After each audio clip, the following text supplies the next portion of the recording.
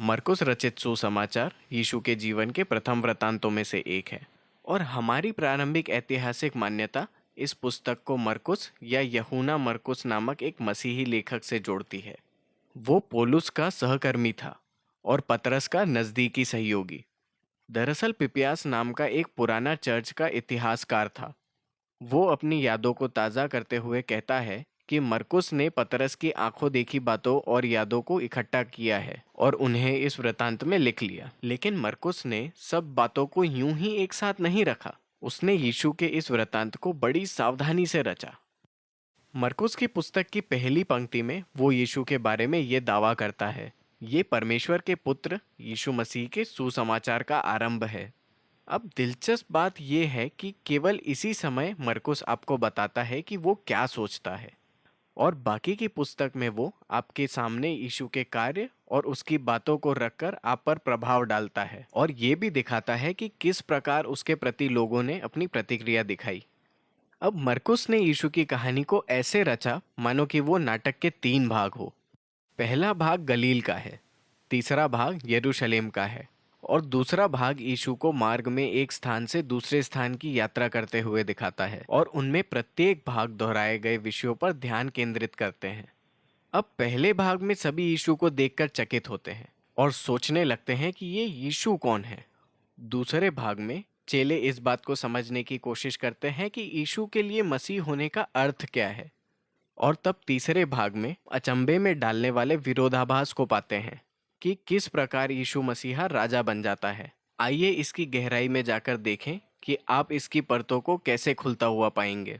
आरंभ की पंक्ति के बाद मरकुस के पुराने भविष्यद्वक्ता यशायाह और मालकी की बातों को बताता है, जिन्होंने कहा कि परमेश्वर अपने दूत को इज़राइल में इसलिए भेजेगा कि वो उन्हें उस समय के लिए तैयार कर सके जब परमेश्वर उन्हें छुड़ाने के लिए आएगा और उनका राजा बनेगा।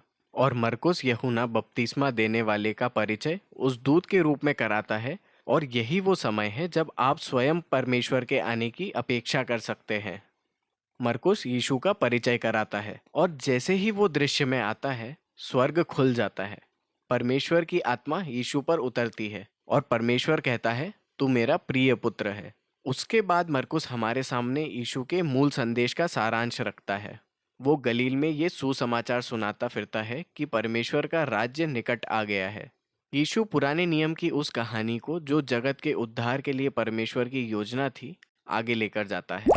यीशु के द्वारा परमेश्वर उस बुराई को पराजित करके, जिसने लोगों के जीवनों पर अपना अधिकार कर लिया था, अपने राज्य को जगत पर पुनः स्थापित करता है और फिर वो लोगों को आमंत्रित करता है कि वो यीशु का अनुसरण करने के द्वारा उसके राज्य की अधीनता में रहे। अब यहाँ मरकुस हमें यीशु द्वारा परमेश्वर के राज्य को लाने वाली और यीशु की सामर्थ्य दिखाने वाली कई कहानियों को बताता है। वो उन लोगों को चंगाई देता फिरा जिनके शरीर बीमार या दुर्बल थे या अंधकार की आत्मिक ताकतों से सताव में थे। और यीशु ने कुछ ऐसा भी कर दिया जो यहूदियों के अनुसार केवल परमेश्वर को ही करने का अधिकार था। उसने लोगों के पाप क्षमा किए और यहाँ यीशु के कार्यों ने कई अलग अलग प्रतिक्रियाओं को उत्पन्न किया। कुछ लोगों को पता ही नहीं था कि क्या सोचे और फिर अन्य लोगों ने उसका पूरी तरह से इनकार कर दिया, विशेष रूप से उन इजराइल के अगुओं ने जिन्होंने उस पर ईर्ष्य निंदा का आरोप लगाकर ये कहा था कि ये दुष्ट आत्माओं के सामर्थ्य से कार्य करता है। लेकिन इन प्रतिक्रियाओं से यीशु को कोई भी अचंभा ना हुआ। वास्तव में वो इस बात की ओर लोगों का ध्यान आकर्षित करता है। अध्याय 4 में मरकुस ने यीशु को ऐसे कई दृष्टांतों को इकट्ठा किया जो परमेश्वर के राज्य के छिपे हुए और रहस्यमय प्रकृति के थे, और यीशु ने कहा कि उसका संदेश विभिन्न प्रकार की जमीन पर गिरे बीज के समान है। कुछ ने ग्रहण किया और कुछ ने नहीं। या वो बहुत छोटे राई के दाने के समान है। वो जरा सा जान पड़ता है, लेकिन वो बहुत अधिक बढ़ जाता है तथा सबको अचंभे में डाल देता है। यीशु इस बात पर बल देता है कि वो सच में मसीह है जो परमेश्वर के राज्य को लाएगा, लेकिन ये वैसा लग नहीं रहा था जैसी सबको अपेक्षा थी। और भीड़ में यीशु के बारे में बढ़ता हुआ भ्रम मरकुस के उस मुख्य विचार से जुड़ा हुआ था जिसके बारे में मरकुस ने पहले भाग के अंत में बल दिया कि यीशु के चेलों में भी असमंजस था। वो भी इस बात को समझने की कोशिश कर रहे थे कि वास्तव में यीशु कौन है। ये बात हमें भाग 2 की ओर ले आता है। ये एक गंभीर बातचीत से शुरू होता है। यीशु चेलों को एक ओर ले जाकर पूछता है, तुम सब मुझे क्या कहते हो? और पतरस उठकर बोला कि तू ही मसीह है।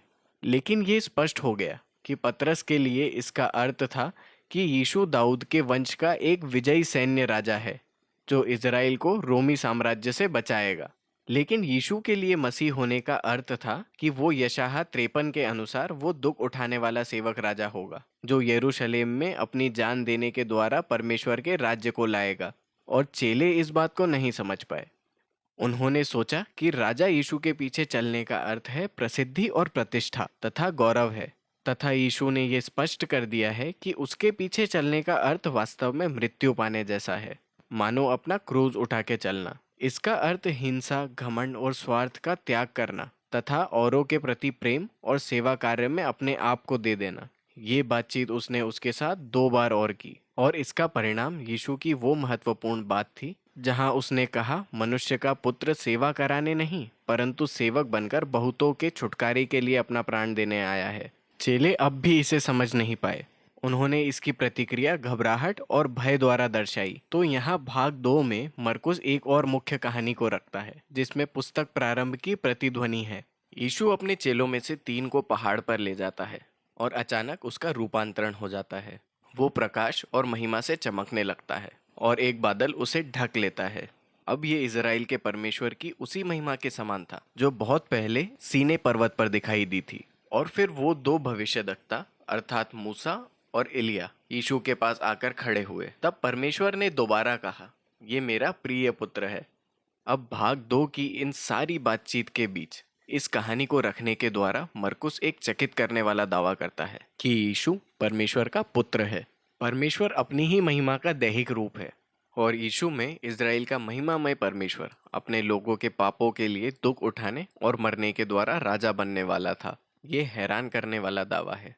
जब चेले पर्वत से आ रहे थे तो इस बात ने उन्हें असमंजस में डाल दिया और वो डर गए। ये हमें भाग 3 के पास लाता है। फसह पर यीशु यरूशलेम में सार्वजनिक राजकीय प्रवेश करता है।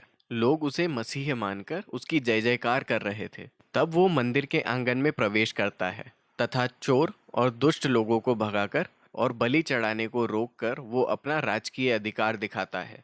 इससे उसका पूरा सप्ताह इजरायली अगुवों का सामना करने और उनसे वाद विवाद करने में बीत जाता है। वो उन पर पाखंडीपन का दोष लगाता है तो वो उसे मार डालने की योजना बनाने लगते हैं। यीशु ने अपने चेलों को ये कहते हुए चेतावनी दी कि यरूशलेम और उसका मंदिर इसी पीढ़ी में नष्ट कर दिया जाएगा। उसके चेले भी उसी समान तब तक सताए जाएंगे जब तक कि वो एक दिन वापस नहीं आता कि जगत पर पूर्ण रूप से परमेश्वर के राज्य को स्थापित करे।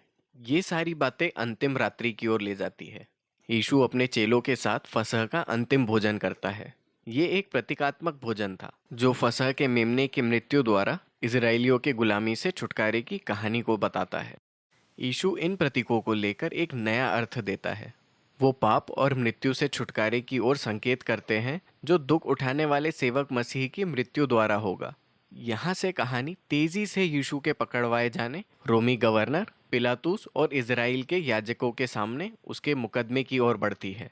इन सब का परिणाम यीशु को क्रॉस पर चढ़ाया जाना होता है और ये उस मुख्य दृश्य पर पहुंचता है जो भाग 1 और 2 के महत्वपूर्ण दृश्यों में मेल खाता है। इसके अलावा बादल नहीं, अंधकार छा जाता है और स्वर्ग से परमेश्वर की आवाज़ के बदले ये यीशु की आवाज़ थी जब वो मरने से पहले चिल्लाया। और ये बड़ी अजीब बात है कि वो एक रोमी सैनिक है जो यीशु को मरते हुए देखता है, जो समझ जाता है और फिर बताता है कि यीशु कौन है। ये मनुष्य परमेश्वर का पुत्र था। कहानी में यही पहला व्यक्ति था जिसने यीशु की पहचान के बारे में कहानी के विस्मित कर देने वाले दावे को पहचाना कि ये क्रूज पर चढ़ा परमेश्वर का पुत्र है जो मसीह है, वो यीशु नासरी जो अपने लोगों और अपने शत्रुओं के लिए मरा। इसके बाद यीशु के शरीर को कब्र में रखा और सप्ताह के पहले दिन उसके चेलों में से 2 स्त्रियां कब्र पर आई और उन्होंने देखा कि कब्र खाली है और पत्थर लुढ़का हुआ है। पुरुष रूपी एक स्वर्गदूत ने बताया कि यीशु यहाँ नहीं है, वो मरे हुए में से जी उठा है। फिर उसने कहा कि जाकर ये सुसमाचार अन्य चेलों को भी बताओ कि यीशु जी उठा है और वो उनसे गलील में मुलाकात करेगा। स्त्रियां घबरा गई। मरकुस कहता है कि वो डर के मारे कब्र से भागी, किसी से कुछ ना कहा क्योंकि वो डरी हुई थी। और इस प्रकार ये पुस्तक समाप्त होती है। यीशु के चेले भी इसी प्रकार के डर और असमंजस में पड़े थे, जो भाग 2 और 1 में लिखा है। अब यदि आप बाइबल देखें तो आप पाएंगे कि मरकुस रचित सुसमाचार के अंत में और भी कुछ है, जहां यीशु प्रकट होता है और अपने चेलों से बात करता है। लेकिन यहाँ पर अंत में एक टिप्पणी भी है, जो बताती है कि ये समापन मूल पुस्तक का भाग नहीं है। ये केवल बाद ही की कुछ कम विश्वसनीय हस्तलिपियों में पाया जाता है। संभव है कि वास्तविक अंतिम भाग खो गया हो, या ये कि मरकुस ने सच में अपनी बातों को लिखना समाप्त नहीं किया हो। लेकिन अधिक संभावना ये है कि अपनी बात पर बल डालने के लिए जानबूझकर इसे अचानक समाप्त कर दिया हो। पूरी कहानी अचंभे में डालने वाले उस दावे पर केंद्रित है जिसने यीशु के चेलों को शुरू से अंत तक असमंजस में रखा। ये दुख उठाने वाला, क्रूस पर चढ़ाया हुआ और जी उठा यीशु है, जो परमेश्वर का पुत्र मसीह है।